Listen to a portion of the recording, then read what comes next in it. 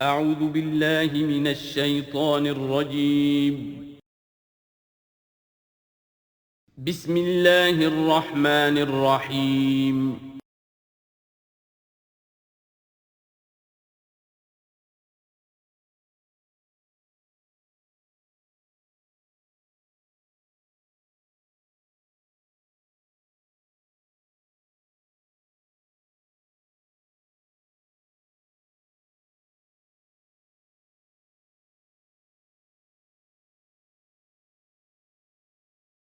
اعوذ باللہ من الشیطان الرجیم بسم اللہ الرحمن الرحیم انا انزلنا التوراة فیہا ھدی ونور یحکم بہا النبیون الذین اسلموا للذین ھادوا والربانیون والاحبار بما استحفظوا من کتاب اللہ وکانوا علیہ شہداء فلا تخشوا الناس واخشوني ولا تشتروا بآياتي ثمنا قليلا ومن لم يحكم بما أنزل الله فأولئك هم الكافرون صدق الله العظيم رب اشرح لي صدري ويسر لي أمري واحلل عقدة من لساني يفقهوا قولي اللهم ربنا ألهمنا رشدنا وأعذنا من شرور أنفسنا اللہم وفقنا لما تحب وترضى آمین یا رب العالمین۔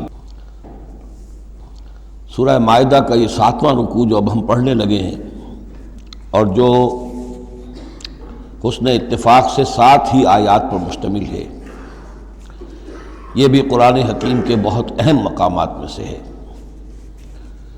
اور اس میں بہت سخت تہدید ہے، تنبیہ ہے، دھمکی ہے ان لوگوں کے لیے کہ جو کسی آسمانی شریعت پر ایمان کے دعوے دار ہوں اور پھر اس کے بجائے کسی اور قانون کے اوپر اپنی زندگی گزار رہے ہوں۔ قرآن حکیم میں عام طور پر، جیسا کہ میں مختلف مواقع پر نوٹ بھی کراتا رہا ہوں، طویل صورتوں میں کہیں تو 3 آیتوں کے چھوٹے گروپ آپ کو ملیں گے جو بہت جامع ہیں، جیسے سورہ آل عمران کی آیات 102، 103، 104 نہایت جامع۔ اسی طریقے سے ابھی سورہ مائدہ کے اندر بھی ایک اور مقام آئے گا 3 آیات پر مشتمل، نہایت جامع۔ کہیں کہیں 7 آیتوں پر مشتمل مقامات ہوتے ہیں جو بہت جامع ہیں، جیسے 7 آیتیں سورہ بقرہ کے 5ویں رکوع کی کہ بنی اسرائیل سے خطاب میں جو ابتدائی انداز تھا دعوت کا، اس کے ضمن میں وہ بمنزلہ فاتحہ ہے۔ اسی طرح یہ مسلمان امتوں کے ضمن میں قانون شریعت کی تنفیذ اور اس کی جو اہمیت ہے، اور اگر اس پر عمل نہ کیا جائے تو اس کا اللہ تعالیٰ کی نگاہ میں کیا مقام ہے، اس مسئلے پر یہ اہم ترین مقام ہے۔ یہ اس کا یوں سمجھیے کہ ذروۂ سنام ہے۔ انا انزلنا التوراۃ، ہم نے ہی نازل فرمائی تھی تورات، فیہا ھدی ونور، اس میں ہدایت بھی تھی، نور بھی تھا۔ یحکم بہا النبیون، اس کی بدولت یا اس کے ذریعے سے فیصلہ کرتے تھے انبیاء کرام، الذین اسلموا، ظاہر بات ہے وہ تمام جو انبیاء کرام تھے وہ خود بھی اللہ کے فرما بردار تھے۔ للذین ھادوا، ان لوگوں کے درمیان کہ جو یہودی ہوئے، یعنی یہودیوں کے لیے یہ شریعت تھی تورات، اور انبیاء کرام جیسا کہ میں نے حدیث آپ کو سنائی ہے، کانت بنی اسرائیل تسوسہم الانبیاء، کہ بنی اسرائیل کی سیاست اور حکومت کا معاملہ جو ہے، انتظام و انصرام انبیاء کے ہاتھ میں ہوتا تھا، تو ظاہر بات ہے وہی فیصلے کرتے تھے۔ یحکم بہا النبیون الذین اسلموا، فیصلے کرتے تھے ان کے ذریعے سے وہ انبیاء کے جو خود اللہ کے فرما بردار تھے یہودیوں کے معاملات میں، اور فیصلے کرتے تھے والربانیون، اور جو ان میں درویش ہوتے تھے، اللہ والے ہوتے تھے، علماء ہوتے تھے، علماء حق، والاحبار، اور علماء، ربانیون کہنا چاہیے زیادہ، اللہ والے، یعنی جو صوفیہ ہمارے ہاں مثلا اولیاء اللہ، اور احبار علماء کے لیے ہے۔ بما استحفظوا من کتاب اللہ، بسبب اس کے کہ ان کو نگران بنایا گیا تھا، ان سے حفاظت طلب کی گئی تھی اللہ کی کتاب کی، یعنی اللہ کی کتاب کی حفاظت کا ذمہ دار بنایا گیا تھا علماء کو کہ تمہیں اس کی حفاظت کرنی ہے۔ وَكَانُوا عَلَيْهِ شُهَدَاءَ، اور وہ اس پر گواہ تھے۔ فلا تخشوا الناس واخشونی، تو ان سے کہہ دیا گیا تھا کہ تم اللہ سے مت ڈرو، مجھ سے ڈرو، تم لوگوں سے مت ڈرو، مجھ سے ڈرو۔ ولا تشتروا بآیاتی ثمنا قلیلا، اور میری آیات کو حقیر سی قیمتوں پر فروخت نہ کرو۔ یعنی تورات ہے، اس کا قانون ہے، اس کے مطابق فیصلے کرو، لوگوں کو پسند ہو یا ناپسند ہو، اس سے بالکل تمہارا کوئی سروکار نہیں ہونا چاہیے، تمہیں تو دیکھنا چاہیے کہ حق کیا ہے۔ اب آ رہی ہے وہ کانٹے والی بات، وَمَن لَّمْ يَحْكُم بِمَا أَنزَلَ اللَّهُ فَأُولَٰئِكَ هُمُ الْكَافِرُونَ، اور جو اللہ کی اتاری ہوئی شریعت اور قواعد و ضوابط کے مطابق فیصلے نہیں کرتے وہی تو کافر ہیں۔ بتوں سے تجھ کو امید ہے، خدا سے نا امیدی، مجھے بتا تو صحیح اور کافری کیا ہے۔ وَكَتَبْنَا عَلَيْهِمْ، اور ہم نے لکھ دیا تھا ان کے ذمے، واجب کر دیا تھا ان پر، فیہا، اس کتاب میں، تورات میں، ان نفس بالنفس، کہ جان کے بدلے جان ہوگی، والعین بالعین، آنکھ کے بدلے آنکھ، والانف بالانف، ناک کے بدلے ناک، والاذن بالاذن، کان کے بدلے کان، والسن بالسن، دانت کے بدلے دانت، والجروح قصاص، اسی طریقے سے زخموں کا بدلہ بھی ہوگا برابر کا۔ فمن تصدق به فهو کفارۃ اللہ، پھر جو کوئی اس کو معاف فرما دے تو یہ اس کے گناہوں کا کفارہ بن جائے گا۔ یعنی کوئی شخص قصاص نہیں لیتا، کسی نے اس کا کان کاٹ دیا، اب وہ جواباً کان کاٹنے کا حقدار ہے، لیکن اگر وہ معاف کر دیتا ہے تو اپنے بہت سے گناہوں کا کفارہ بنا لے گا۔ یا یہ کہ وہ شخص جس نے جرم کیا تھا، جب اسے معاف کر دیا گیا تو پھر اس کے ذمے سے گناہ جو ہے وہ دھل گیا۔ وَمَن لَّمْ يَحْكُم بِمَا أَنزَلَ اللَّهُ فَأُولَٰئِكَ هُمُ الظَّالِمُونَ، اب دوسری مرتبہ دہرا کر بات آئی، اور جو فیصلہ نہیں کرتے اللہ کی اتاری ہوئی شریعت کے مطابق تو وہی تو ظالم ہے۔ اور ظالم یہاں بمعنی مشرک، ان الشرک لظلم عظیم، ایک قانون اللہ کا ہے، ایک قانون انسانوں کا ہے، ایک رواج کا ہے، ایک رومن لا ہے، ایک فلاں ہے، ایک پاکستانی قانون ہے۔ اب آپ فیصلے کس کے تحت کر رہے ہیں؟ اللہ کے قانون کے تحت یا کسی اور کے تحت؟ گویا کہ اب آپ نے اللہ کے قانون کے ساتھ ساتھ کسی اور کے قانون کو مان لیا، یہی شرک ہے۔ وَقَفَّيْنَا عَلَىٰ آثَارِهِمْ بِعِیسیٰ ابْنِ مریم، پھر ان کے نقش قدم پر ہم نے بھیجا عیسیٰ ابن مریم کو، مصدقا لما بین یدیہ من التوراۃ، وہ آئے تصدیق کرتے ہوئے اس کی جو ان کے سامنے موجود تھا تورات میں سے، وآتیناہ الانجیل، اور ہم نے انہیں انجیل عطا کی ہے، فیہ ھدی و نور، اس میں بھی ہدایت بھی تھی، نور بھی تھا، ومصدقا لما بین یدیہ من التوراۃ، اور وہ تصدیق کر رہی تھی انجیل بھی اس کی جو تورات میں سے اس کے سامنے موجود تھا، وہدی و موعظۃ للمتقین، اور وہ ہدایت تھی، رہنمائی تھی اور موعظہ تھی، نصیحت تھی تقوی والوں کے لیے۔ وَلْيَحْكُمْ أَهْلُ الْإِنجِيلِ بِمَا أَنزَلَ اللَّهُ فِيهِ، اور چاہیے کہ انجیل کے ماننے والے فیصلہ کریں اسی کے مطابق جو انجیل میں ہے۔ وَمَن لَّمْ يَحْكُم بِمَا أَنزَلَ اللَّهُ فَأُولَٰئِكَ هُمُ الْفَاسِقُونَ، اور جو لوگ نہیں فیصلے کرتے اللہ کے اتارے ہوئے احکام اور قوانین اور شرائع کے مطابق تو وہی تو فاسق ہیں، وہی تو سرکش ہیں، وہی تو ناہنجار ہیں۔ اب یہ ایک رکوع میں 3 مرتبہ دہرا کر یہ الفاظ آئے، وَمَن لَّمْ يَحْكُم بِمَا أَنزَلَ اللَّهُ فَأُولَٰئِكَ هُمُ الْكَافِرُونَ وَمَن لَّمْ يَحْكُم بِمَا أَنزَلَ اللَّهُ فَأُولَٰئِكَ هُمُ الظَّالِمُونَ وَمَن لَّمْ يَحْكُم بِمَا أَنزَلَ اللَّهُ فَأُولَٰئِكَ هُمُ الْفَاسِقُونَ۔ اب اس کو سامنے رکھیے، اور دنیا میں جو مسلمان ممالک ہیں، کتنے مسلمان ہیں جن میں کہ اسلام کا پورا نظام قائم ہو؟ کتنے ملک ہیں؟ کہاں ہے کہ جہاں اسلام کی شریعت اور قرآن کی شریعت نافذ ہو؟ تو گویا کہ ہم اگرچہ انفرادی اعتبار سے مسلمان ہیں، لیکن نظام جو ہے ہمارا وہ کافرانہ ہے۔ اب تیسرے نمبر پر وَأَنزَلْنَا إِلَيْكَ الْكِتَابَ بِالْحَقِّ مُصَدِّقًا لِمَا بَيْنَ يَدَيْهِ، اور اب اے نبی صلی اللہ علیہ وسلم ہم نے آپ پر کتاب نازل فرمائی حق کے ساتھ، یہ بھی تصدیق کرتے ہوئے آئی ہے ان دونوں کی جو اس کے سامنے موجود ہیں، من الکتاب، کتاب میں سے، وَمُهَيْمِنًا عَلَيْهِ، اب البتہ یہ ان کی نگران بن کر آئی ہے، یعنی یہ کہ ان کے اندر جو تحریفیں ہو گئی تھیں اب ان کی تصحیح اس کے ذریعے سے ہو رہی ہے، یہ بتائے گی، اور یہ گویا کہ اب وہ کسوٹی ہے کہ اس پر پرکھا جائے گا۔ تورات کی کوئی شے اس کے خلاف ہے تو گویا کہ وہ محرف شے ہے۔ فَحْكُم بَيْنَهُم بِمَا أَنزَلَ اللَّهُ، تو اب آپ کا فرض بھی ان کے درمیان فیصلہ کیجئے اسی شریعت کے مطابق، قانون کے مطابق جو اللہ نے نازل فرمائی۔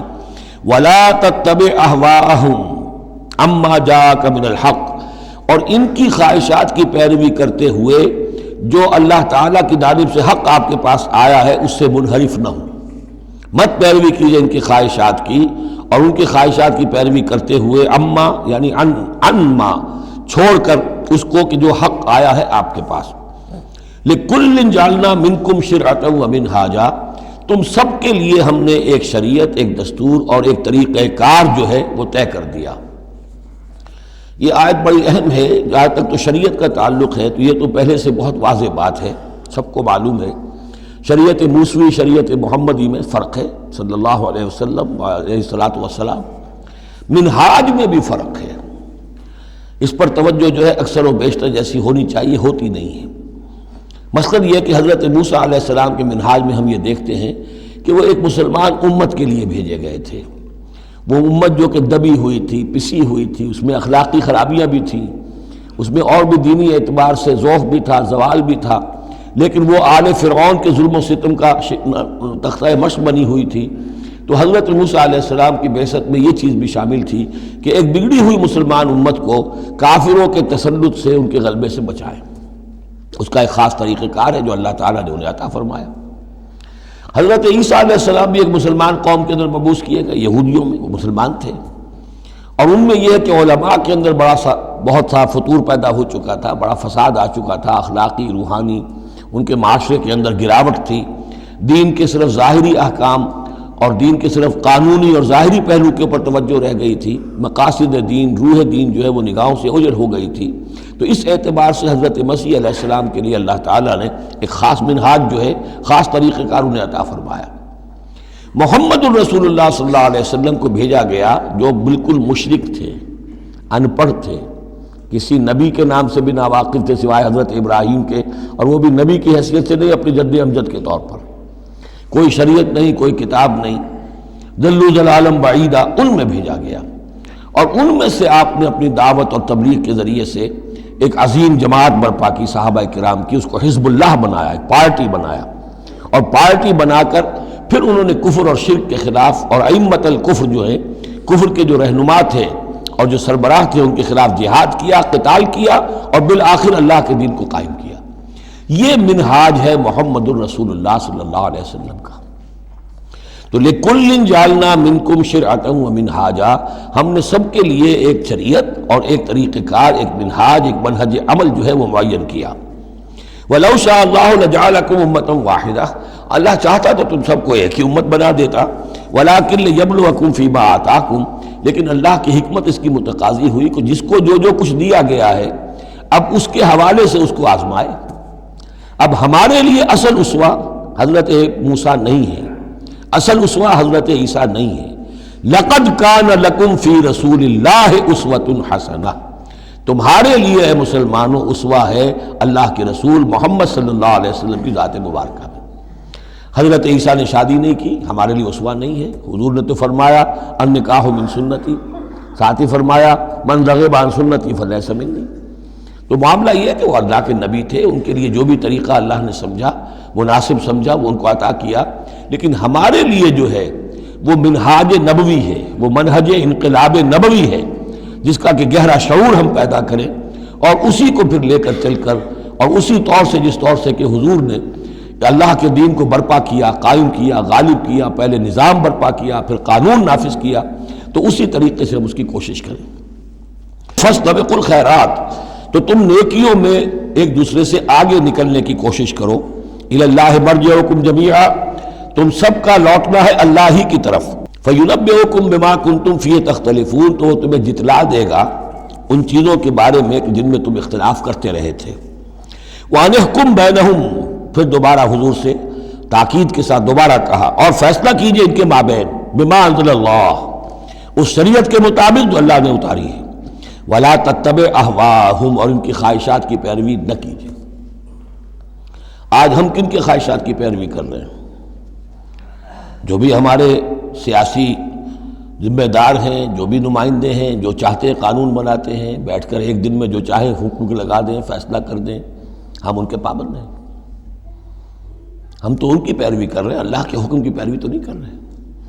اللہ یہ کہ ایک زبردست تحریک اٹھائیں، زبردست جماعت بنائیں، طاقت بنائیں، قربانیاں دیں، جانیں دیں، اور اس کے بعد یہ کہ نظام بدلے اور اللہ کے دین کو قائم کریں. یہاں حضور سے کہا جا رہا ہے کہ آپ ان کی خواہشات کی پیروی نہ کیجیے. وَأَنِحْكُم بَيْنَهُم بِمَا أَنزَلَ اللَّهُ وَلَا تَتَّبِعْ أَهْوَاءَهُمْ وَاحْذَرْهُمْ أَن يَفْتِنُوكَ عَن بَعْضِ مَا أَنزَلَ اللَّهُ إِلَيْكَ، اور ان سے بچتے رہیے. بی آن دی گارڈ، آپ اپنی حفاظت کیجئے. ایسا نہ ہو کہ یہ بچلا دے آپ کو ان چیزوں سے کہ جو اللہ تعالیٰ نے آپ کی طرف نازل کی ہے. دباؤ رہے گا، ہر طرف کا پریشر آئے گا، لیکن آپ کو کھڑے رہنا ہے اس شریعت پر کہ جو اللہ تعالیٰ نے آپ پر نازل فرمائی ہے. فَإِن تَوَلَّوْا، پھر اگر وہ روگردانی کرے، فَاعْلَمْ، تو جان لیجئے، اَنَّمَا يُرِيدُ اللَّهُ أَن يُصِيبَهُم بِبَعْضِ ذُنُوبِهِمْ، کہ اللہ تعالیٰ انہیں ان کے بعض گناہوں کی سزا دینا چاہتا ہے. یہ ہے کانپنے والا مقام. اگر ہم اپنے اس ملک کے اندر اسلام کو قائم نہیں کرتے اور ہماری ساری کوشش کے باوجود وہ نہیں ہو رہا، تو اس کے کیا معنی ہے؟ اللہ کے عذاب کا کوئی کوڑا مقدر ہو چکا ہے. وَإِن تَوَلَّوْا فَاعْلَمْ أَنَّمَا يُرِيدُ اللَّهُ أَن يُصِيبَهُم بِبَعْضِ ذُنُوبِهِمْ، اگر وہ پیٹھ موڑ لیں، انکار کریں، تو جان لو کہ اللہ تعالیٰ در حقیقت ان کے گناہوں کی پاداش میں کوئی پکڑ اور کوئی اِنَّ بَطْشَ رَبِّكَ لَشَدِيدٌ کے مصداق کوئی سزا انہیں دینا چاہتا ہے. وَإِنَّ كَثِيرًا مِّنَ النَّاسِ لَفَاسِقُونَ، اور اس میں تو کوئی شک ہی نہیں ہے کہ لوگوں میں اکثر جو ہیں، بہت سے لوگ وہ فاسق ہیں، نافرمان ہیں. أَفَحُكْمَ الْجَاهِلِيَّةِ يَبْغُونَ، تو کیا یہ جاہلیت کے فیصلے چاہتے ہیں؟ جاہلیت کہتے ہیں اس دور کو جو حضور کی بعثت سے قبل کا دور ہے. تو کیا اب بھی یہ دستور، ہمارا دستور، ہماری روایات، ہماری ریت، اس کے فیصلوں پر چلنا چاہتے ہیں؟ جیسے کہ مسلمان زمیندار کھڑا ہو کر انگریز کی عدالت میں کہا کرتا تھا کہ ہمیں اپنی وراثت کے مقدمات کے فیصلوں میں شریعت کا فیصلہ نہیں چاہیے، ہمیں رواج کا چاہیے. مسلمان کہتے تھے. افحکم الجاہلیت یبغون، تو کیا یہ جاہلیت کا حکم چاہتے ہیں؟ ومن احسن من اللہ حکما لقوم یوقنون، تو اللہ تعالیٰ کے حکم و فیصلے سے بہتر کس کا حکم ہو سکتا ہے؟ لیکن کن کے حق میں؟ جو یقین رکھنے والے ہوں. اللہم ربنا اجعلنا منہم، ہمیں اللہ تعالیٰ اس یقین اور ایمان حقیقی کی دولت سے سرفراز فرمائے. یا ایھا الذین آمنوا لا تتخذوا اليہود والنصارى اولیاء، اہل ایمان یہود اور نصارہ کو اپنے حمایتی اور پشت پناہ نہ بناؤ. بعضهم اولیاء بعض، وہ خود ایک دوسرے کے ان میں سے بعض کے پشت پناہ ہیں، مددگار ہیں. اس کے بارے میں حال ہی میں نے رائے ظاہر کی ہے کہ یہ در حقیقت پیشین گوئی تھی جو اس دور میں آ کر پوری ہوئی ہے. جب قرآن نازل ہوا ہے تب تو صورت وہ تھی جو ہم پڑھ آئے ہیں کہ اغرینا بینہم العداوۃ والبغضاء الی یوم القیامہ، ہم نے تو ان کے مابین دشمنی اور بغض پیدا کر دیا. دشمنی رہی ہے شدید ان کی آپس میں، اور کچھ تو خون ہوتا رہا ہے. لیکن یہ کہ ایک پیشن گوئی تھی جو پوری ہوئی ہے اس صدی میں آ کر. بالفور ڈکلیریشن کے بعد سے صورتحال یہ بنی ہے کہ ان کا گٹھ جوڑ شروع ہوا ہے، اور پھر اسرائیل کی حکومت قائم ہوئی ہے، اور وہ ہوئی ہے برطانیہ کے زیر اثر اور امریکہ کے زیر اثر، اور اب بھی اگر وہ قائم ہے تو اصل میں انہیں عیسائیوں کی سپورٹ کی وجہ سے قائم ہے. وہ عیسائی سپورٹ کیوں کر رہے ہیں؟ کہ ان کے ممالک کی ساری معیشت کو یہودی جو بینکرز ہیں انہوں نے قابو میں کیا ہوا ہے. تو اب ان کا گٹھ جوڑ جو ہے وہ اس درجے ہو چکا ہے، آپس میں گتھ گئے ہیں کہ ان کی مالیات ساری عیسائی ممالک کی مالیات پر قبضہ ہے یہودیوں کا، لہذا اس کو ان کی ساری سپورٹ جو ہے ملٹری سپورٹ وہ یہودیوں کو حاصل ہو رہی ہے. یا ایھا الذین آمنوا لا تتخذوا اليہود والنصارى اولیاء، مت بناؤ یہودیوں اور عیسائیوں کو اپنے حمایتی اور پشت پناہ. بعضهم اولیاء بعض، وہ ایک دوسرے کے مددگار ہیں. ومن یتولہم منکم، اور جو کوئی تم میں سے ان سے دوستی رکھے گا، ان سے پیکٹ کرے گا، ان سے اپنی حمایت تلاش کرے گا، فإنہ منہم، وہ انہی میں سے شمار کیا جائے گا. پھر ہم اسے مسلمان نہیں سمجھیں گے، ہماری نگاہوں میں پھر وہ یہودی اور نصرانی ہے. ان اللہ لا یہدی القوم الظالمین، اللہ ایسے ظالموں کو ہدایت نہیں دیتا. آج ہماری جو ہے اکثر ممالک کی پالیسی کدھر جا رہی ہے اور قرآن کا فتویٰ کیا ہے اس پر وہ آپ کے سامنے آ گیا. فَتَرَى الَّذِينَ فِي قُلُوبِهِم مَرَضٌ، تو تم دیکھو گے ان لوگوں کو جن کے دلوں میں روگ ہے. يُسَارِعُونَ فِيهِمْ، انہی کے اندر گھسنے کی کوشش کرتے رہتے ہیں.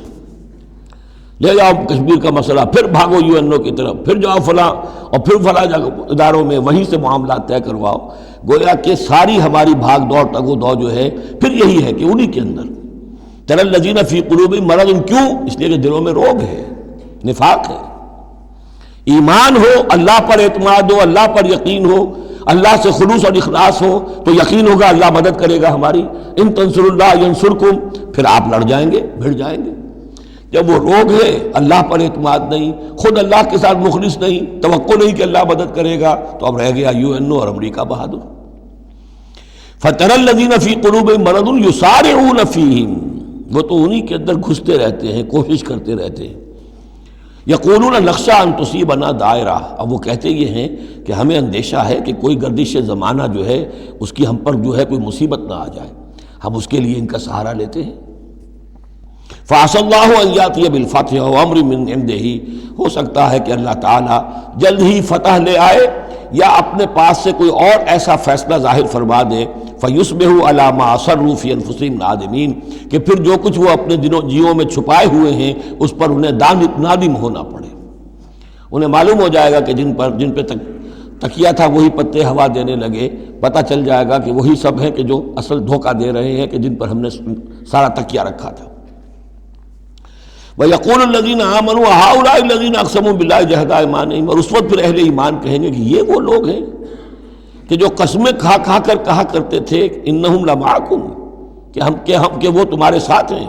حَبِطَتْ أَعْمَالُهُمْ فَأَصْبَحُوا خَاسِرِينَ، ان کے تمام اعمال حبط و اکارت ہو جائیں گے اور وہ خسارے والے بن کر رہ جائیں گے۔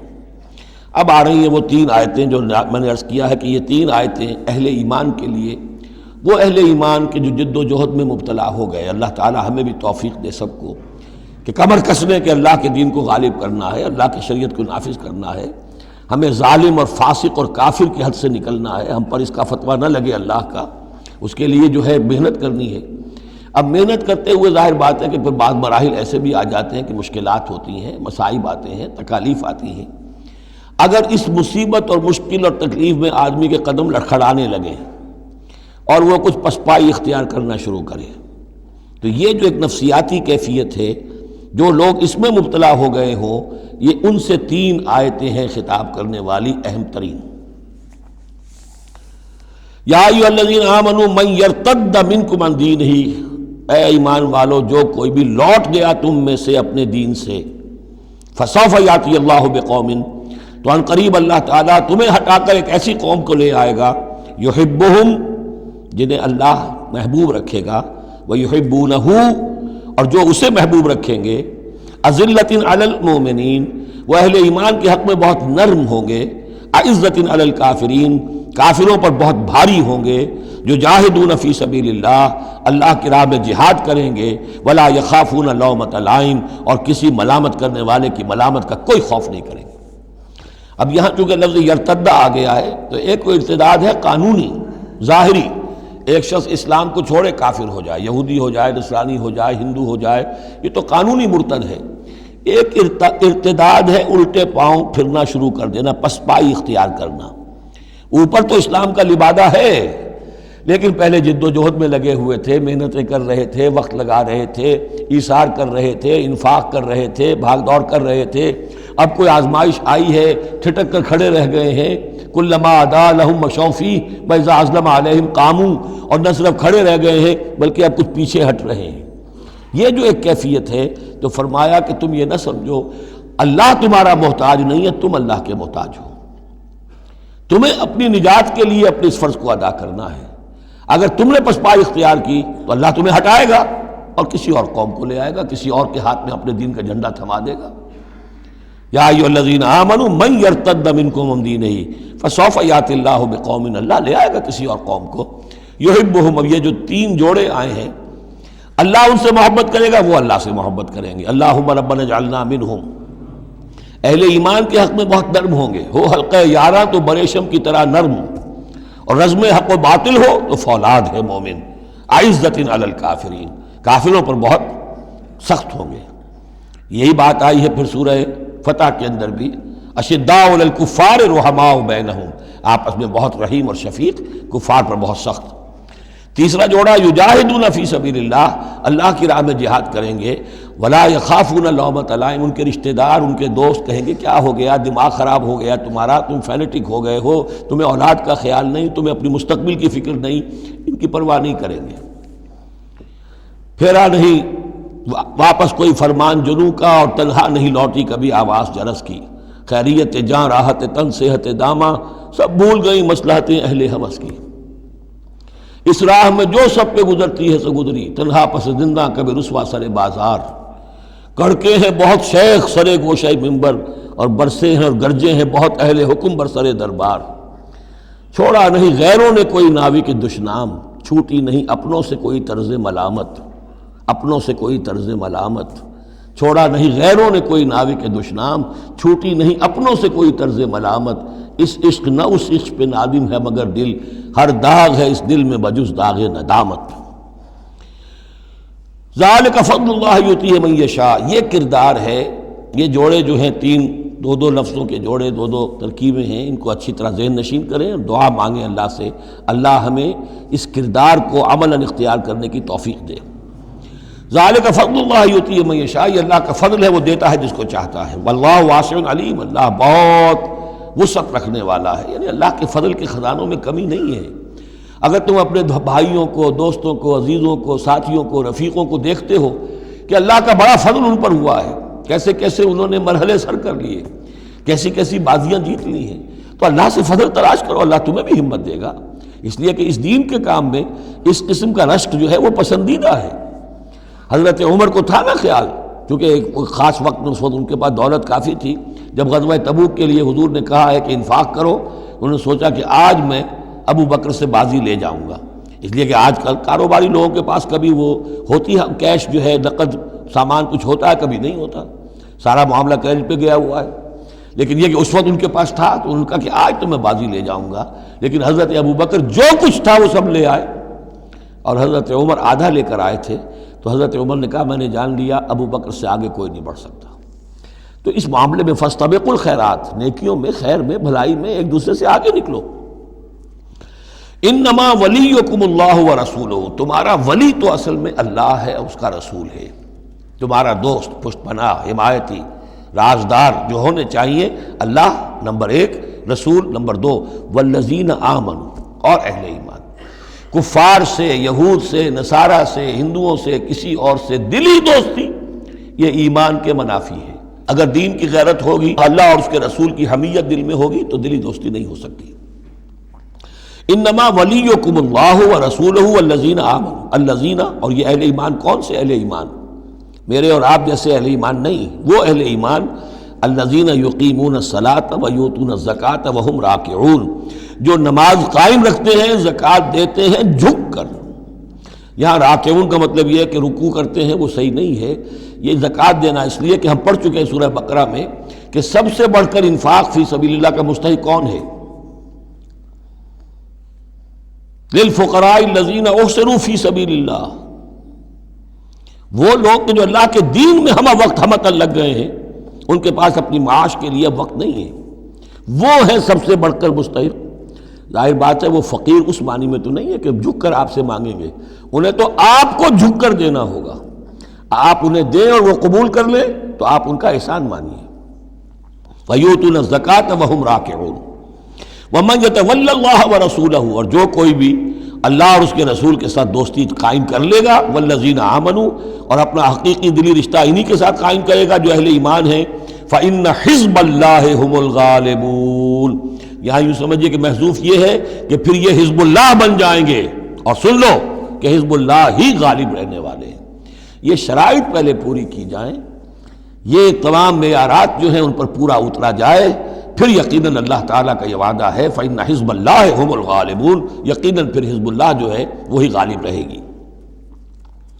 یا ایھا الذین آمنوا لا تتخذوا الذین اتخذوا دینکم ہزوا ولعبا من الذین اوتوا الکتاب من قبلکم والکفار اولیاء، پھر بات آ رہی ہے، اہل ایمان مت بناؤ ان لوگوں کو کہ جنہوں نے تمہارے دین کو ہنسی اور کھیل بنا رکھا ہے، ان لوگوں میں سے بھی کہ جنہیں کتاب دی گئی تھی تم سے پہلے، اور دوسرے کافروں سے بھی کسی کو اپنا ولی اور دوست مت بناؤ، نہ مشرکین میں سے نہ اہل کتاب میں سے۔ واتقوا اللہ ان کنتم مؤمنین، اور اللہ کا تقوی اختیار کرو اگر تم مومن ہو۔ وَإِذَا نَادَيْتُمْ إِلَى الصَّلَاةِ اتَّخَذُوهَا هُزُوًا وَلَعِبًا، جب تم نماز کے لیے پکارتے ہو، اذان دیتے ہو، تو یہ لوگ اس کا مذاق اڑاتے ہیں، نقلیں کرتے ہیں۔ ذَلِكَ بِأَنَّهُمْ قَوْمٌ لَا يَعْقِلُونَ، یہ اس لیے کہ یہ وہ لوگ ہیں کہ جو عقل سے عاری ہیں۔ قل یا اہل الکتاب، ان سے کہیے اے نبی کہ اے کتاب والو، هل تنقمون منا، آخر تمہیں کیا ضد ہو گئی ہے ہم سے، کس بات کا انتقام ہم سے لے رہے ہو؟ الا ان آمنا باللہ، سوائے اس بات کے کہ ہم ایمان لائے اللہ پر، وما انزل الینا، اور اس پر جو ہم پر نازل کیا گیا، وما انزل من قبل، اور اس پر بھی جو پہلے نازل کیا، وان اکثرکم فاسقون، واقعہ یہ ہے کہ تمہاری اکثریت جو ہے اب نافرمانوں پر اور ناہنجاروں پر مشتمل ہو چکی ہے۔ قل هل انبئکم بشر من ذلک، کہیے کہ کیا میں تمہیں بتاؤں، یہ جو تم مذاق اڑا رہے ہو اور تماشا کر رہے ہو اور استہزاء کر رہے ہو، اس سے زیادہ بری بات کیا ہے؟ مثوبۃ عند اللہ، سزا ہوگی اللہ کی طرف سے، اور وہ سزا کیسی کیسی ہوگی؟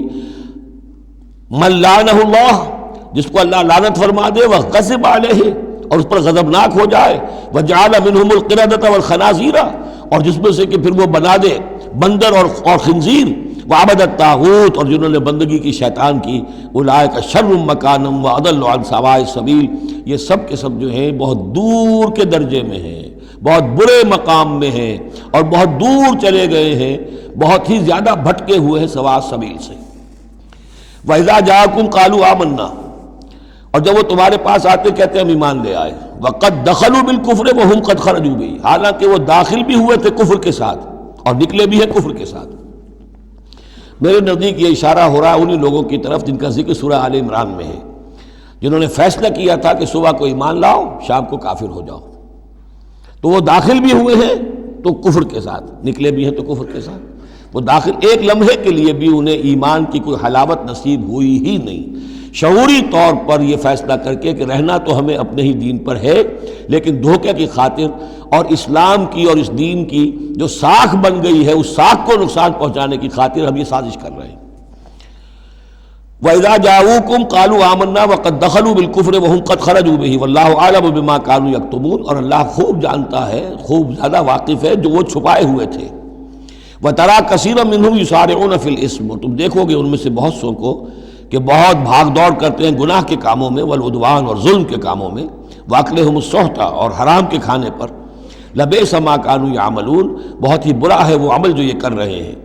لولا ينهاهم الربانيون والاحبار عن قولهم الاسم واكلهم السحت، کیوں نہیں منع کیا اور کیوں نہیں منع کرتے ان کے درویش، ان کے صوفی، ان کے پیر و مرشد اور ان کے علماء ان کو گناہ کی بات کہنے سے اور حرام خوری سے۔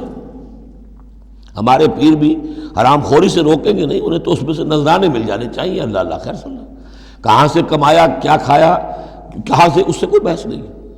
لولا ینہاہم الربانیون، حالانکہ کام تو یہ تھا کہ اللہ والے جو ہیں وہ انہیں روکیں، منع کریں، نہیں المنکر، امر بالمعروف جو ان کا فریضہ تھا۔ لبئس ما کانوا یصنعون، بہت برا ہے وہ کام جو وہ کر رہے ہیں۔ وقالت الیہود ید اللہ مغلولہ، اور یہود نے کہا کہ اللہ کا ہاتھ بند ہو گیا۔ مطلب یہ کہ ایک تو اس کا مفہوم یہ ہے کہ اللہ کی رحمت جو تھی ہمارے لیے وہ ختم ہو گئی، اس لیے کہ یہ رحمت جو تھی نبوت کی ہمارے لیے تھی، مختص تھی، اور یہ اب یہ ہاتھ جو ہے یہ دست رحمت اللہ کا ہماری طرف سے بند ہو گیا۔ یا یہ ہے کہ جیسے مذاق اڑایا کرتے تھے کہ اللہ جو ہے جب قرض حسنہ مانگتا ہے اس کا مطلب ہے اللہ فقیر ہے ونحن اغنیاء۔ ید اللہ مغلولہ غلت ایدیہم، ان کے ہاتھ بن گئے یا بن جائیں ان کے ہاتھ، ولعنوا بما قالوا، اور ان پر لعنت ہے اس کے سبب کہ جو انہوں نے کہا۔ بل یداہ مبسوطتان، اللہ کے دونوں ہاتھ تو کھلے ہوئے ہیں، ینفق کیف یشاء، وہ جیسے چاہتا ہے خرچ کرتا ہے۔ وَلَيَزِيدَنَّ كَثِيرًا مِّنْهُم مَّا أُنزِلَ إِلَيْكَ مِن رَّبِّكَ طُغْيَانًا وَكُفْرًا، اور یقیناً اضافہ کرے گا ان میں سے بہت سو کے لیے جو کچھ کہ اے نبی نازل کیا گیا آپ کی جانب آپ کے رب کی طرف سے، ان کی سرکشی میں اور کفر میں، یعنی ان کی ضد بڑھتی جا رہی ہے۔ اللہ کی طرف سے جو احسان بھی آپ پر ہو رہا ہے، آپ کے ساتھیوں پر ہو رہا ہے، اللہ جو فتحیں دے رہا ہے، جو دین کو رفتہ رفتہ غلبہ حاصل ہو رہا ہے، اس کے نتیجے میں صلح حدیبیہ کے بعد تو بڑی تیزی کے ساتھ یوں سمجھیے کہ عرب کے اندر صورتحال بدلنی شروع ہو گئی۔ اب اس سے یہ کہ بجائے اس کے کہ اب بھی سمجھ لیتے کہ حق کیا ہے اور یکسو ہو کر اس کا ساتھ دیتے، اب ان کے اندر وہ جلن جو ہے اور حسد کی آگ بڑھتی جا رہی ہے۔ وَأَلْقَيْنَا بَيْنَهُمُ الْعَدَاوَةَ وَالْبَغْضَاءَ إِلَىٰ يَوْمِ الْقِيَامَةِ، اور ہم نے ان کے مابین قیامت تک کے لیے دشمنی اور بغض ڈال دیا ہے۔ کلما اوقدوا نارا للحرب، جب بھی کبھی یہ آگ روشن کرتے ہیں جنگ کے لیے، سازشیں یہ کرتے تھے۔ یہ ساری جنگیں جو ہیں خاص طور پہ غزوہ احزاب جو ہے وہ تو سب یہ یہودیوں کی سازش کے نتیجے میں ہوئی ہے۔ لہذا یہ سب کو ادھر ادھر جا کر سفارتیں بھیج کر لوگوں کو جمع کرتے تھے، تم آؤ باہر سے حملہ کرو، ہم اندر سے جو ہے تمہاری مدد کریں گے۔ تو یہ گویا کہ آگ بھڑکاتے رہتے ہیں جنگ کی۔ کلما اوقدوا نارا للحرب، جب کبھی بھی وہ کوئی آگ روشن کرتے ہیں آگ کی جنگ کی، اطفا اللہ تعالیٰ اس کو بجھا دیتا ہے۔ وَيَسْعَوْنَ فِي الْأَرْضِ فَسَادًا، اور پھر بھی یہ زمین میں فساد بچانے کے لیے بھاگ دوڑ کرتے رہتے ہیں۔ وَاللَّهُ لَا يُحِبُّ الْمُفْسِدِينَ، اور اللہ ایسے مفسدوں کو پسند نہیں کرتا۔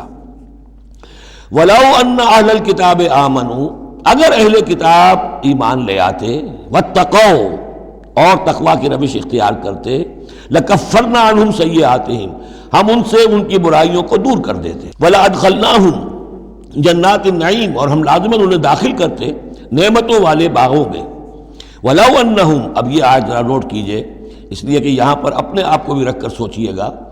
وَلَوْ أَنَّهُمْ أَقَامُوا التَّوْرَاةَ وَالْإِنْجِيلَ وَمَا أُنزِلَ إِلَيْهِمْ مِنْ رَبِّهِمْ لَأَكَلُوا مِنْ فَوْقِهِمْ وَمِنْ تَحْتِ أَرْجُلِهِمْ، اگر انہوں نے قائم کیا ہوتا تورات کو اور انجیل کو اور جو کچھ کے نازل کیا گیا ان کی طرف، ان کے رب کی طرف سے، یہ کھاتے اپنے اوپر سے بھی اور اپنے قدموں کے نیچے سے بھی۔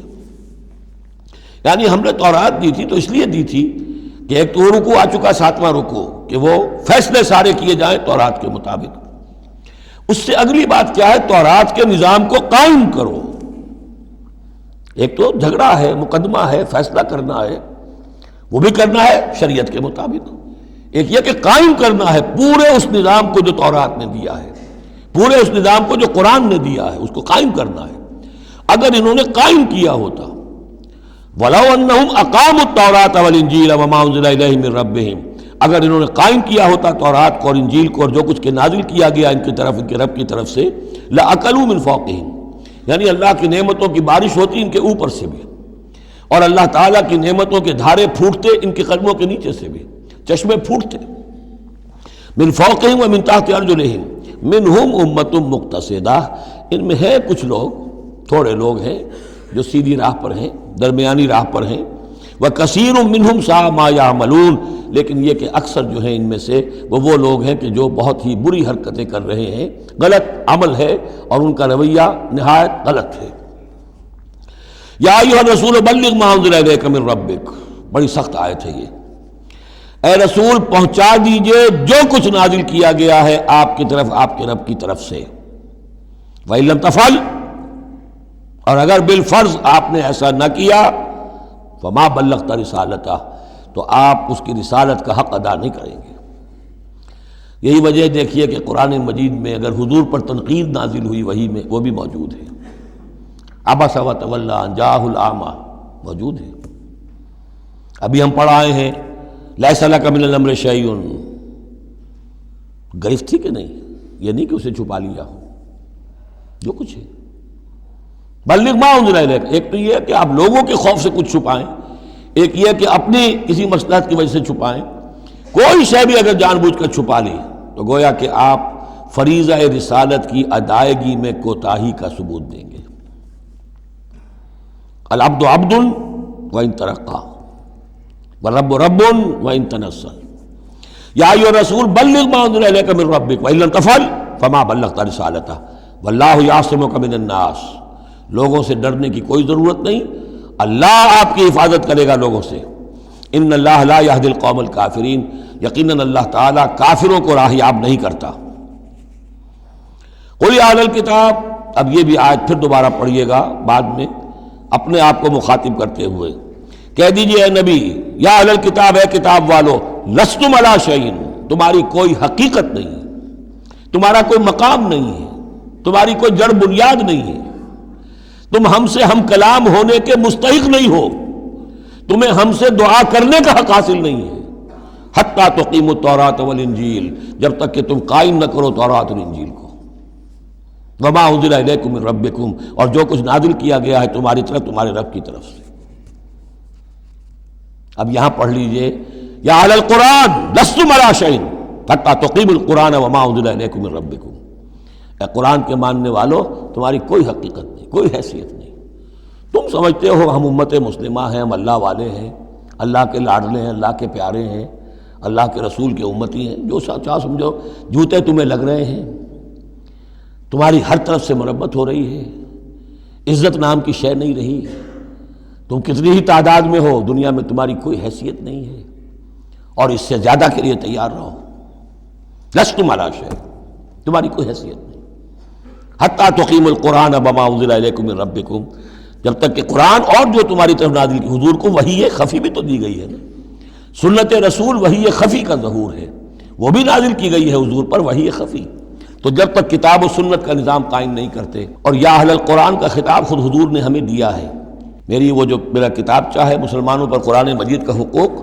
اس میں یہ حدیث موجود ہے، اس میں حضور کی وہ الفاظ ہیں، یا اہل القرآن لا تتوسدوا القرآن، ہے قرآن والوں، قرآن کو تکیہ نہ بنا لینا، اسے ذہنی سہارا نہ بنا لینا، اسے اپنی پیٹھ کے پیچھے نہ پھینک دینا، تکیہ پیٹھ کے پیچھے ہوتا ہے، نبذ فریق من الذین اوتوا الکتاب کتاب اللہ وراء ظہورہم لا تتوسدوا القرآن، بلکہ کیا کرنا، یا اہل القرآن لا تتوسدوا القرآن واتلوہ حق تلاوتہ فی آناء اللیل والنہار، پڑھا کرو اسے رات کے اوقات میں بھی دن کے اوقات میں بھی جیسے کہ اس کے پڑھنے کا حق ہے، وافشوہ، اسے عام کرو، پھیلاؤ، اس کی دعوت جو ہے پہنچاؤ، وتغنوہ، اسے خوش الحانی سے پڑھو، اور اس کو دولت کو سمجھو کہ یہ سب سے بڑی دولت ہے، تغنوہ، اسے سمجھو کہ اصل دولت یہ ہے، وتدبروا فیہ لعلکم تفلحون، اور تدبر کرو، غور و فکر کرو، اس کی گہرائیوں میں غوطہ زنی کرو تاکہ تم فلاح پاؤ۔ قل یا اہل الکتاب لستم علی شیء حتی تقیموا التوراۃ والانجیل وما انزل الیکم من ربکم ولا یزیدن کثیرا منہم ما انزل الیک من ربک طغیانا وکفرا، لیکن اے نبی یقیناً ان لوگوں کی تو بہت سی بڑی تعداد، اکثر لوگوں کو جو کچھ آپ کی طرف نازل کیا گیا آپ کے رب کی طرف سے، اس کی وجہ سے ان میں اضافہ ہوگا، ان کی سرکشی میں، ان کے کفر میں، ان کی طغیانی میں، ان کی آگ جو ہے بڑھتی چلی جائے گی، حسد کی آگ، اس میں وہ مزید جلتے چلے جائیں گے۔ فلا تأس علی القوم الکافرین، تو آپ ان کافروں کے بارے میں اب افسوس نہ کریں۔ نبی چونکہ نہایت رحیم اور شفیق ہوتا ہے تو ظاہر بات ہے کہ وہ لوگوں پر عذاب کو پسند تو نہیں کرتا، دشمن کو بھی معاف کرتا ہے، لہذا اسے صدمہ ہوتا ہے۔ پھر اپنی قوم ہو، جیسے کہ بنو اسماعیل تھے، ان کے بارے میں تو جب عذاب کی خبریں آ رہی تھیں سورہ یوسف اور سورہ یونس اور سورہ ہود میں کہ اب ان پر عذاب گویا کہ آیا چاہتا ہے، تو حضور کے بالوں میں ایک دم سفیدی آ گئی۔ حضرت ابو بکر نے پوچھا حضور کیا ہوا، آپ پر بڑھاپا طاری ہو گیا اچانک؟ فرمایا شیبتنی ہود و اخواتھا، مجھے سورہ ہود اور اس کی بہنوں نے بوڑھا کر دیا ہے، کیونکہ ان صورتوں کا انداز ایسا ہے کہ جیسے اب مہلت ختم ہوا چاہتی ہے اور عذاب کا دھارا جو ہے اب چھوٹنے والا ہے۔ فلا تأس علی القوم الکافرین، تو اب افسوس نہ کیجئے آپ ان کافروں کے بارے میں۔ ان الذین آمنوا والذین ہادوا والصابئون والنصارى، اب یہ آیت تقریباً وہی ہے جو اس سے پہلے سورہ بقرہ کے 8ویں رکوع میں آ چکی ہے، جس سے کہ دھوکہ ہوتا ہے لوگوں کو کہ شاید ایمان بالرسالت کی ضرورت نہیں ہے، حالانکہ اب ہم سورہ نساء میں بھی پڑھ آئے ہیں جو اللہ اس کے رسولوں کے مابین تفریق کرے تو اولئک هم الکافرون حقا، باقی وہاں ساری بحث میں کئی بار کر چکا ہوں، اسی بات کو یہاں ذہن میں رکھیے کہ ان تمام صورتوں کے اندر حضور پر ایمان لانے کی دعوت تو قدم قدم پر ہے، قدم قدم پر ہے، قدم قدم پر ہے، لہذا اس سے استغنا کرنا جو ہے سوائے اس کے کہ اپنی نیت میں فساد ہو اور اپنے ہی دل میں کجی پیدا ہو چکی ہو، اور اس کا کوئی امکان نہیں۔ ان الذین آمنوا، بے شک وہ لوگ جو ایمان لائے، والذین ہادوا، اور جو یہودی ہوئے، والصابئون، اور جو صابی تھے، والنصارى، اور نصارى، من آمن باللہ والیوم الآخر، اب یہاں سمجھ لیجئے موضوع اپنے اپنے زمانے میں جس نے بھی جو ایمان لایا اللہ پر اور یوم آخر پر اور اس نے عمل کیے اچھے، فلا خوف علیہم ولا هم یحزنون، تو ان پر نہ کوئی خوف ہوگا نہ وہ حزن سے دوچار ہوں گے۔ یہ تمام جو ہے اپنے اپنے دور میں، جب تک حضرت مسیح نہیں آئے، یہودیوں میں جو لوگ بھی تھے وہ کتاب اللہ کے تورات پر یقین رکھتے تھے، موسیٰ کو مانتے تھے، نبیوں کو مانتے تھے، نیک عمل کرتے تھے آخرت، لیکن یہ کہ اصل سے عمل کے معاملے میں کیا ہے، اللہ کی رضا جوئی اور آخرت کی جزا طلبی، عمل کے معاملے میں یہ چیزیں ضروری ہیں۔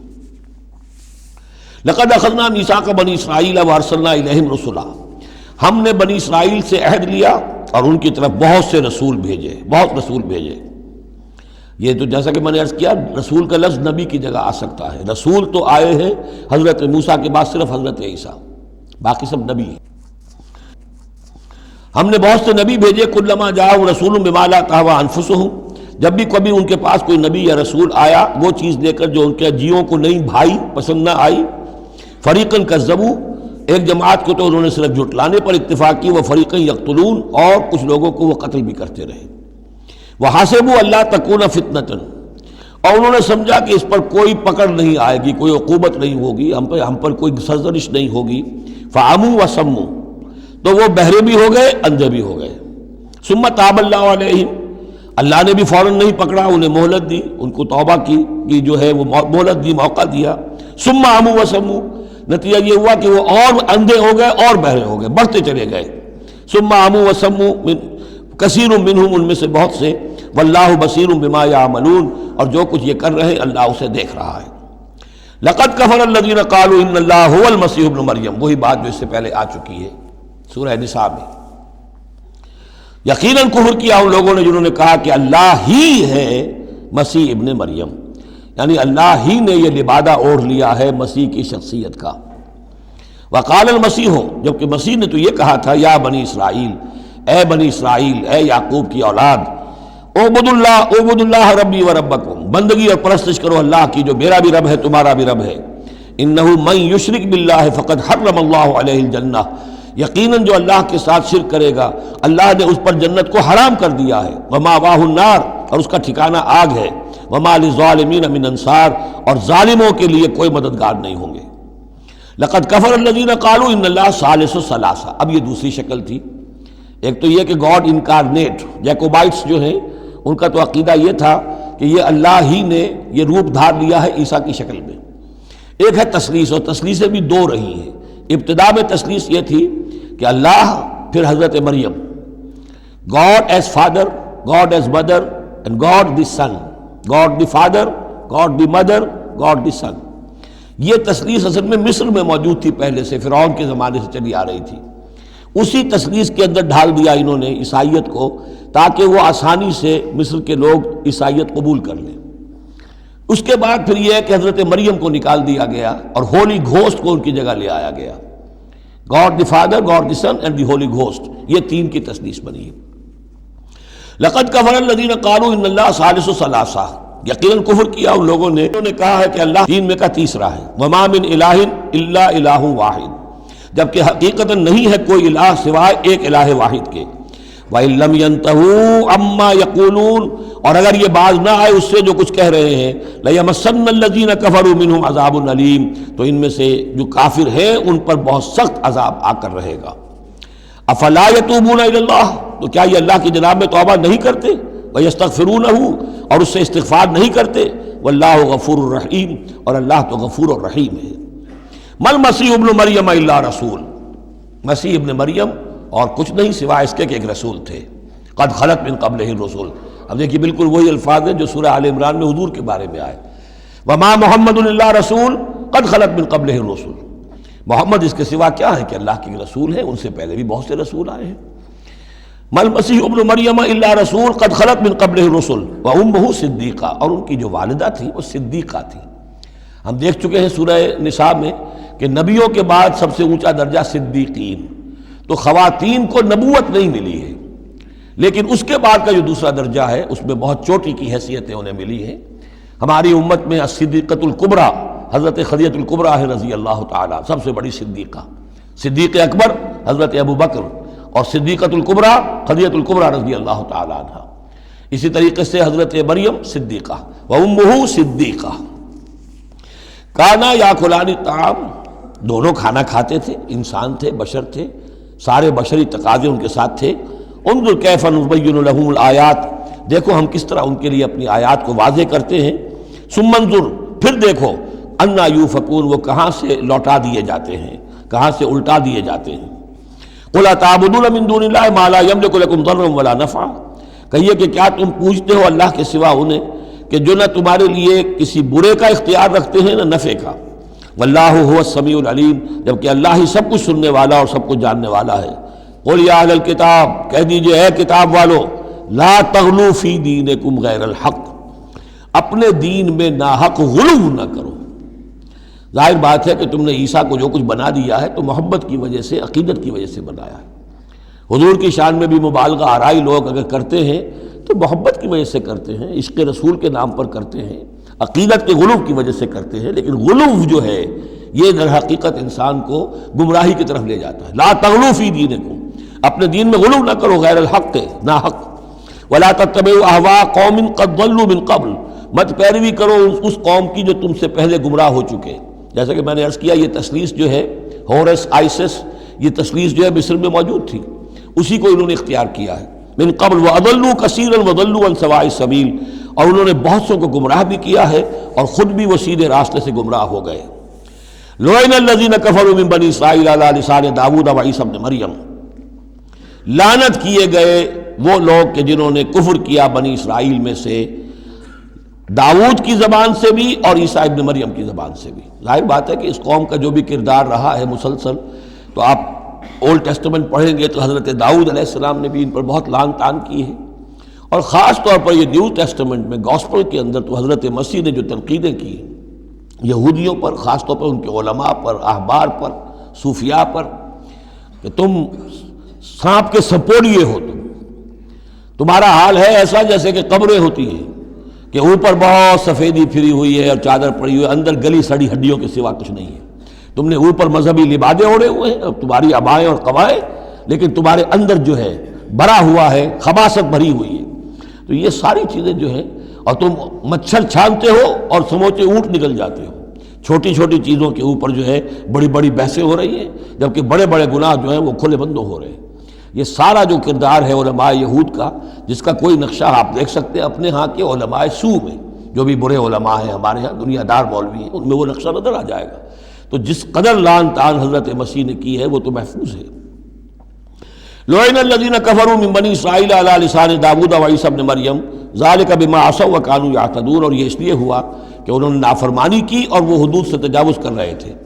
کانوا لا یتناہون عن منکر فعلوہ، یہ لوگ ایک دوسرے کو روکتے نہیں تھے، منع نہیں کرتے تھے منکر سے کہ جو وہ کرتے تھے۔ جس معاشرے میں سے یہ نہیں عن المنکر ختم ہو جائے گا، پھر معاشرہ پورا کا پورا سڈاس بن جائے گا۔ یہ تو گویا کہ صفائی ہے، ہر شخص دیکھے، نگاہ رکھے، ایک دوسرے کو روکتا رہے، ٹوکتا رہے، یہ کام غلط ہے، یہ مت کرو۔ لیکن جس معاشرے سے یہ چیز، یہ احتساب جو ہے یہ ختم ہو جائے گا، تو وہ ظاہر بات ہے کہ پھر اس کے اندر خرابی پیدا ہو جائے گی۔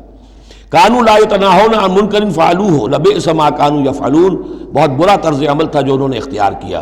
ترا کثیرا منہم یتولون الذین کفروا، ان میں سے بہتوں کو تم دیکھو گے کہ وہ کافروں کی حمایتی بنتے ہیں اور ان کی حمایت خود اپنے لیے تلاش کرتے ہیں۔ لبئس ما قدمت لہم انفسہم، بہت ہی بری ہے وہ کمائی جو ان کے نفسوں نے ان کے لیے آگے بھیجی ہے۔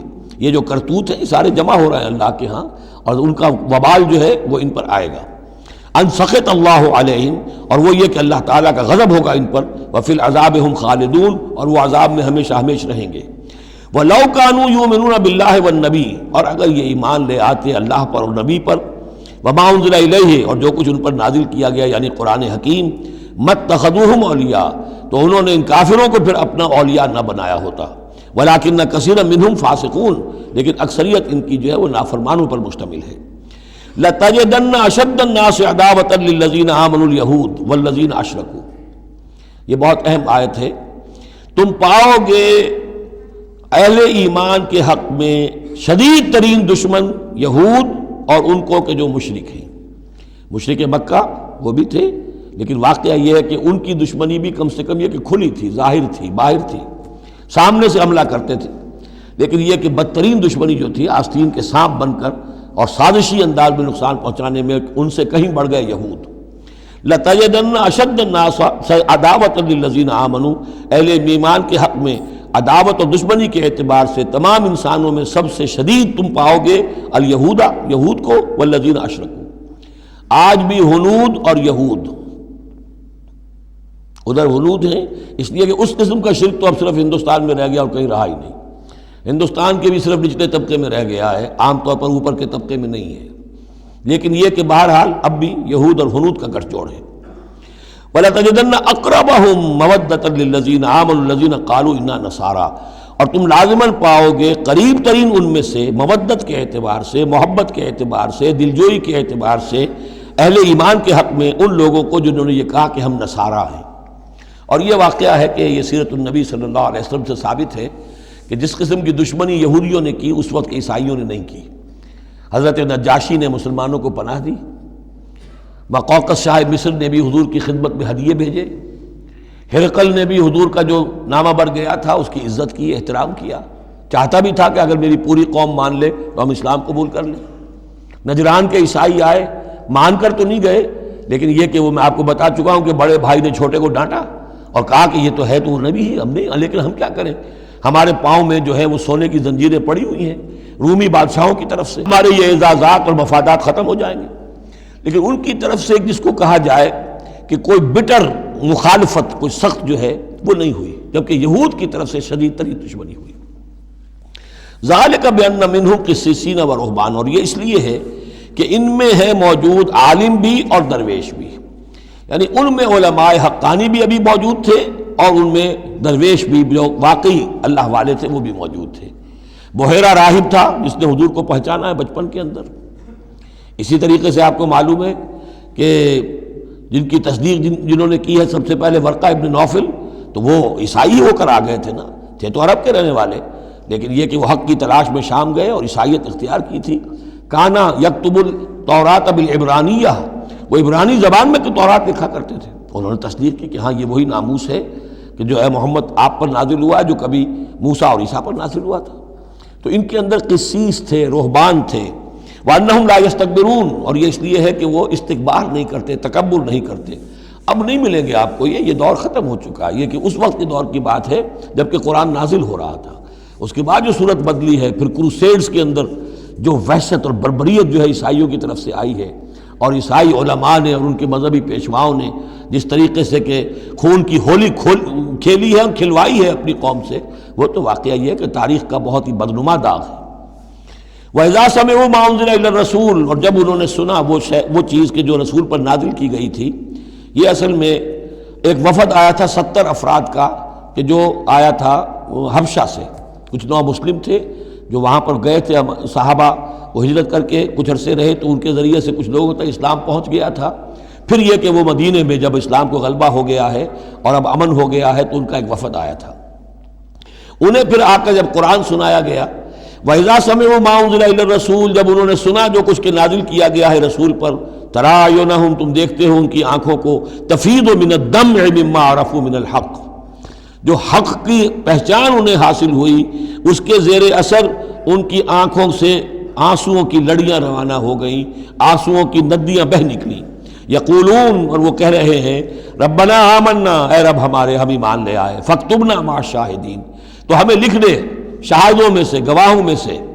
وما لنا لا نؤمن باللہ وما جاءنا من الحق، اور کیسے ممکن ہے کہ ہم ایمان نہ لائیں اللہ پر اور وہ حق جو ہم تک پہنچ گیا ہے اس پر۔ وَنَطْمَعُ أَن يُدْخِلَنَا رَبُّنَا، اور ہمیں تو بڑی طمع ہے، بڑی خواہش ہے، ہم چاہتے ہیں کہ ہمیں داخل کرے ہمارا رب مع القوم الصالحین، نیک وکار لوگوں کے ساتھ۔ فَأَصَابَهُمُ اللَّهُ بِمَا قَالُوا، تو جو کچھ انہوں نے کہا، جو دعا کی، جو ان کا اعلان حق تھا، اس کی وجہ سے اللہ نے ان کو بدلے میں دیا جنات تجری من تحت الانہار، وہ باغات دیے کہ جن کے دامن میں ندیاں بہتی ہوں گی، خالدین فیہا، جس میں وہ ہمیشہ ہمیش رہیں گے، وذالک جزاء المحسنین، اور یہی بدلہ ہے احسان کی روش اختیار کرنے والوں کا، جو اسلام کے بعد ایمان سے بھی آگے احسان تک پہنچ جائیں، ان کا بدلہ یہی ہے۔ والذین کفروا وکذبوا بآیاتنا، رہے وہ لوگ جنہوں نے انکار کیا اور جھٹلا دیا ہماری آیات کو، اولئک اصحاب الجحیم، تو وہ تو پھر جہنمی ہے۔ بارک اللہ لی ولکم فی القرآن العظیم ونفعنی وإیاکم بالآیات والذکر الحکیم۔